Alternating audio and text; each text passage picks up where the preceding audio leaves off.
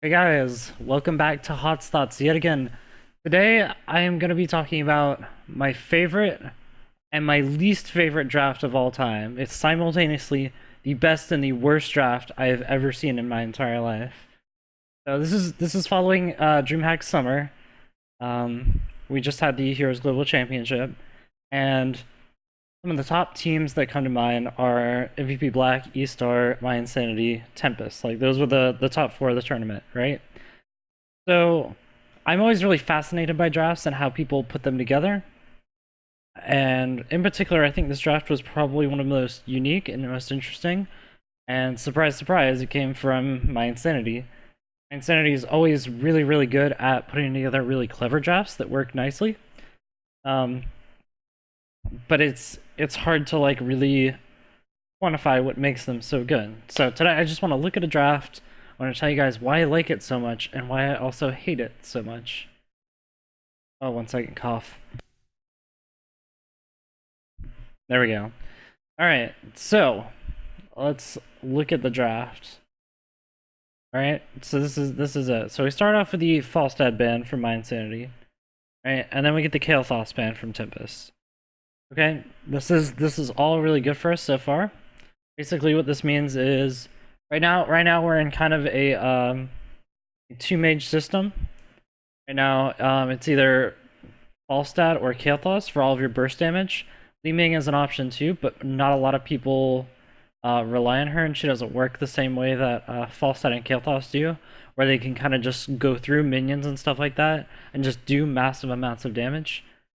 So when you see the Falstad ban first, you're either this also applies to your Hero League too. If you want to not deal with Kael'thas, of course you ban Kael'thas first.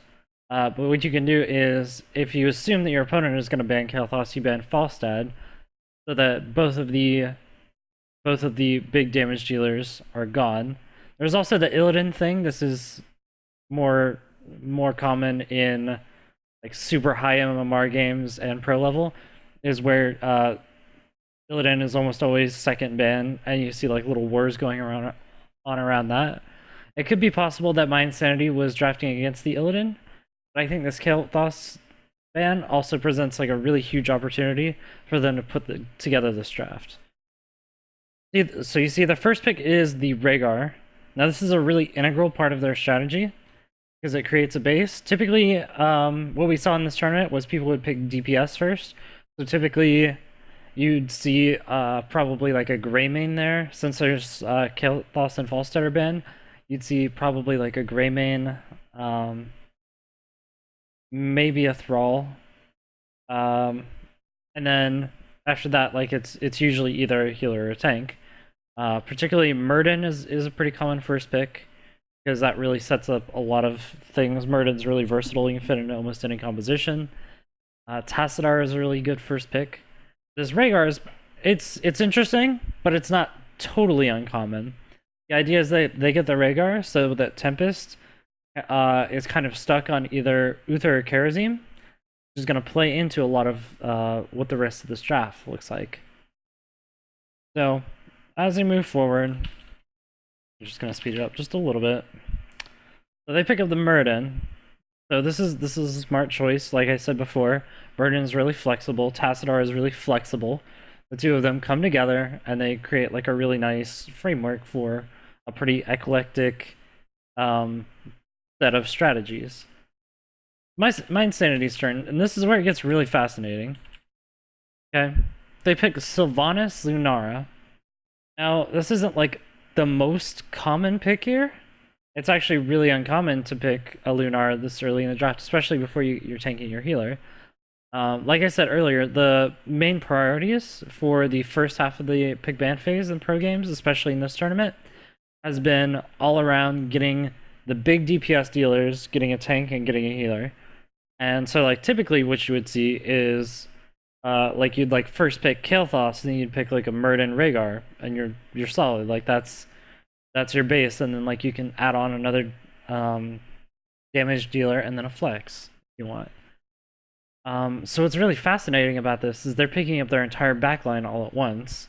saying, okay, we got Lunar, we got Sylvanas. What they need left is they need a tank, and then they need some sort of flex. Typically, you would see either a Thrall or a Sonya.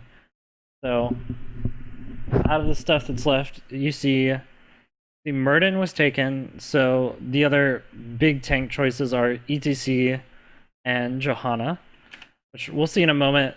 It's pretty common for you to pick Murden in the first rotation and then ban ETC. We're going to see that Tempest is actually going to ban ETC here.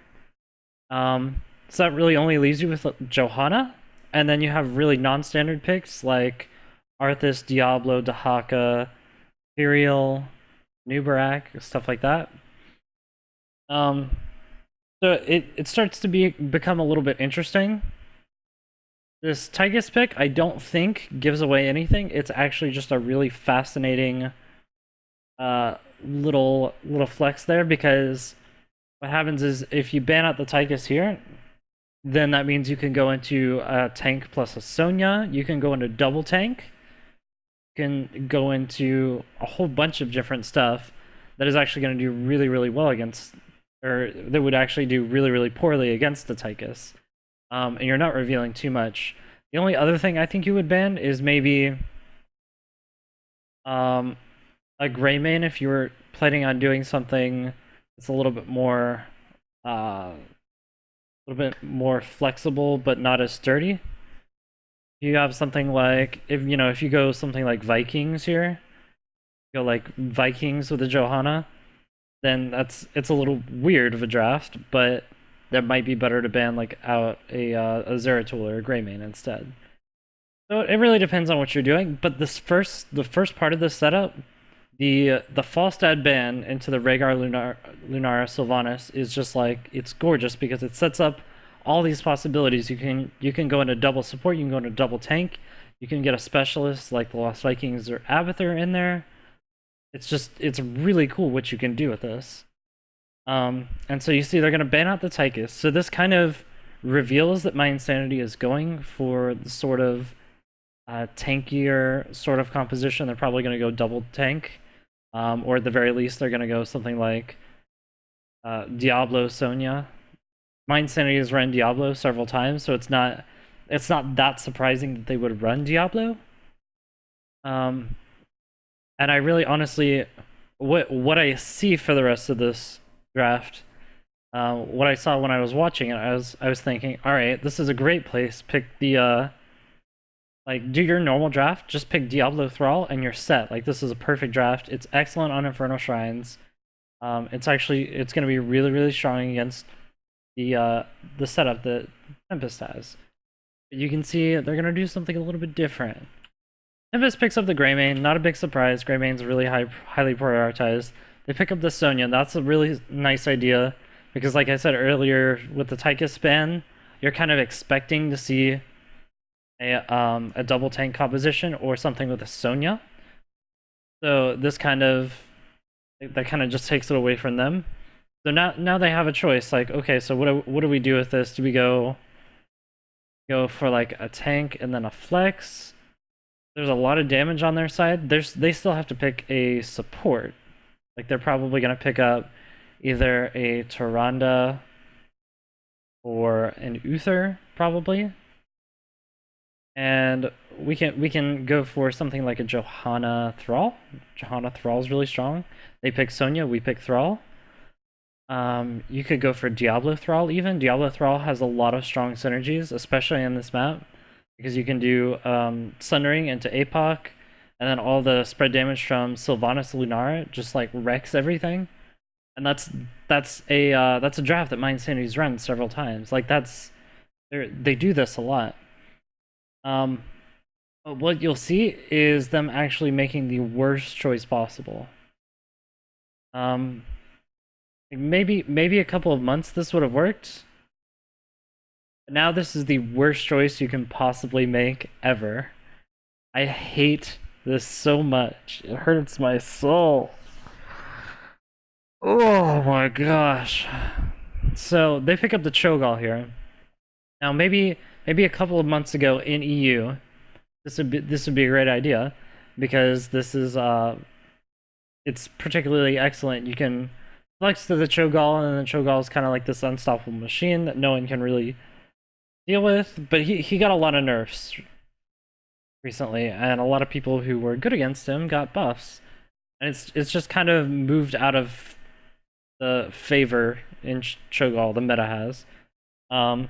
So like originally when he was first played, it was during like kind of a weird transition period between burst damage and sustained damage.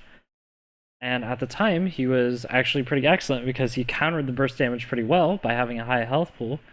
And a lot of the sustained damage compositions weren't quite up to speed in the meta where they are now.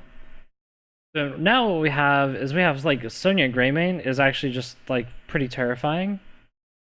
And when you add on a Myrden and you add on something else with Suns, which I believe they go for the Tyrande here. Tyrande would be what I would pick. Oh, they go for Kharazim. Excellent. Kharazim even better. You get the 7-sided strike, and it's really powerful against Chogall.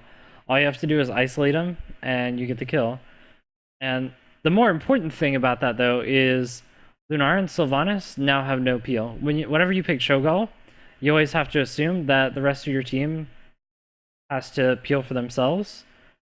In this case, I think actually Vala is even a better choice than Lunara or Sylvanas, because she's got a lot more mobility and a lot more ways to keep herself alive. But Lunara, she's a sitting duck for Greymane Sonya. They can very easily just isolate Myrden, or they can very easily isolate Chogall with the Myrden stuns and things like that, while Greymane jumps on the back line, and they'll all survive and they'll do fine. So the problem with this comp is it's just like, it's a lot of sustained damage and it creates a lot of problems. I'll just like go ahead and jump ahead to the first shrine fight. This is like your normal looking shrine fight with Chogall. Like it's not bad. You just kind of chill out and you just kind of throw stuff. What you're gonna see is, yeah, see, look at this beautiful little flank by Hankono. And they just kind of push him off the shrine. There's nothing they can really do about that. And they just get it easy. I mean, it's that simple. It's all it is you just threaten the sides, and Chogall has to retreat and save his team. And this kind of continues to go on. There's a couple times where Chogall gets caught out of position. The second shrine fight, where they're trying to get on top of this. One thing I'm definitely seeing is they're not prioritizing the skeletons enough with the Chogall spells. Kind of damage the rest of the team. So like there you see, it was immediately the Chogall got out of position, and immediately they just jumped on the back line, and like there's all kinds of problems when you don't have any peel for your back line. Suddenly Hasselhoffs has 0 health, 0 mana, and they don't really have a chance to get back on the shrine. Like kind of this assumption that somehow like it'll be okay if everyone just focuses on the Chogall, which is true, but if they just get onto your back line, then it's just over. You see they did it again. They just keep doing this where they just jump onto the back line. They don't care. And I think this actually goes in favor of mYinsanity. Well, no, I take that back. I guess Tempest gets this, but like,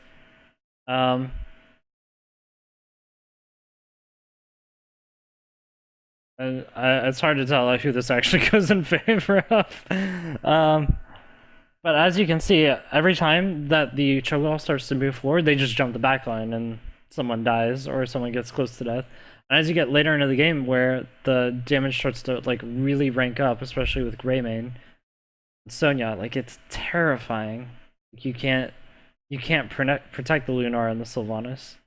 So this is a huge problem that I have with this draft. I hate it so much. It has so much potential. Like when you look at the draft right here, like this is so good. This is such a perfect draft for just grabbing the Diablo Thrall. Like Diablo Thrall would have shined here so much. It would have done so well. But it's like they decided to try an old strategy to kind of catch Tempest off balance.